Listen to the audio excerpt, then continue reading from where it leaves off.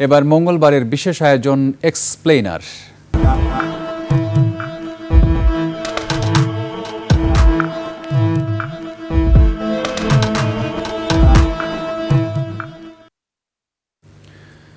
সম্প্রতি একই দিনে বিবিসির মহাপরিচালক ও বার্তা প্রধান পদত্যাগের নজিরবিহীন ঘটনা ঘটেছে। মার্কিন প্রেসিডেন্টের এক বক্তব্য কারসাজি করে প্রকাশের দায় মাথায় নিয়ে পদত্যাগ করেছেন বিবিসির এই দুই প্রধান ব্যক্তি। ট্রাম্পের কোন বক্তব্যকে কারসাজি করা হয়েছিল, কেন বিবিসিকে $1 বিলিয়ন ক্ষতিপূরণ মামলার হুমকি দিয়েছেন মার্কিন প্রেসিডেন্ট ট্রাম্প, এসবের বিস্তারিত জানাচ্ছেন ইটিভি এক্সপ্লেইনারের আন্তর্জাতিক সম্পর্ক বিশ্লেষক জাহিদ আল আসাদ। সময়টা ছিল 2021 সালের 6 জানুয়ারি। সম্প্রতি মার্কিন প্রেসিডেন্ট নির্বাচনের ফলাফলে ডোনাল্ড ট্রাম্প পরাজিত হয়েছেন। যুক্তরাষ্ট্রের রাজধানী ওয়াশিংটন ডিসির ক্যাপিটল ভবনে সেদিন কংগ্রেসে জো বাইডেনের প্রেসিডেন্ট হিসেবে নির্বাচিত হওয়া চূড়ান্ত ফলাফল আনুষ্ঠানিকভাবে অনুমোদন করার অধিবেশন চলছিল। অনুমোদন পেলেই বাইডেন 46তম প্রেসিডেন্ট হিসেবে শপথ নিতে যাচ্ছিলেন 20 জানুয়ারি 2021 তারিখে।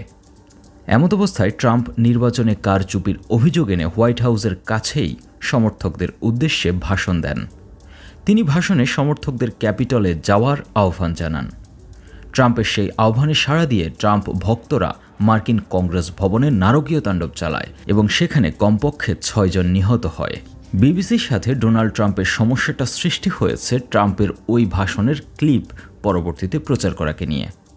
গত 2024 সালের অক্টোবর মাসে যুক্তরাষ্ট্রের প্রেসিডেন্ট নির্বাচনে ঠিক 1 সপ্তাহ আগে টানটান উত্তেজনাকর মুহূর্তে বিবিসি প্যানোরামায় সেই ক্যাপিটল হিলে হামলার ঘটনা নিয়ে একটি ডকুমেন্টারি প্রচারিত হয়। সেই ডকুমেন্টারিতে ট্রাম্পের বক্তব্য চাতুরির মাধ্যমে এমনভাবে সম্পাদনা করা হয়েছে যেন মনে হচ্ছে ট্রাম্প তার বক্তৃতায় 2021 সালে সংঘটিত সেই দাঙ্গার জন্য প্রত্যক্ষ নির্দেশনা দিচ্ছেন।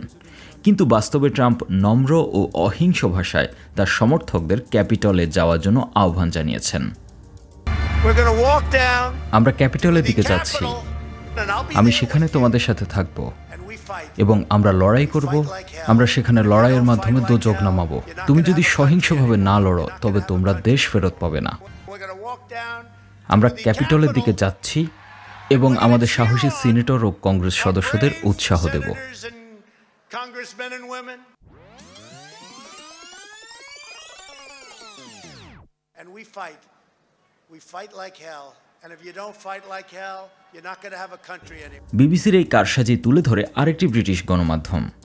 গত সপ্তাহে ব্রিটিশ গণমাধ্যম দ্য টেলিগ্রাফের ফাঁস করা অভ্যন্তরীণ নথির বরাতে জানা গিয়েছে বিবিসি প্যানোরামা অনুষ্ঠানে ডোনাল্ড ট্রাম্পের ভাষণে 2টি অংশ কেটে একত্র করা হয়।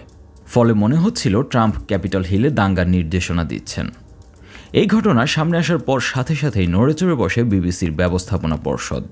দোষ স্বীকার করে পদত্যাগ করেছেন বিবিসির মহাপরিচালক টিম ডেভি ও বার্তা প্রধান ডেবোরাহ টার্নেস। একই সাথে ব্রিটিশ পার্লামেন্টে সংশ্লিষ্ট কমিটির কাছে দুঃখ প্রকাশ করেছেন বিবিসি চেয়ারম্যান। তবে ইতিমধ্যে বিবিসিকে $1 বিলিয়ন ক্ষতিপূরণ মামলার হুমকি দিয়ে রেখেছেন ডোনাল্ড ট্রাম্প। ট্রাম্পের তরফে জানানো হয় বিবিসিকে এই ঘটনা দোষ স্বীকার করে একটি পূর্ণাঙ্গ বিবৃতি দিতে হবে এবং ক্ষমা প্রার্থনা করতে হবে। তবে এখন পর্যন্ত বিবিসি চেয়ারম্যান ট্রাম্পের ওই বক্তব্যের কোনো জবাব দেননি।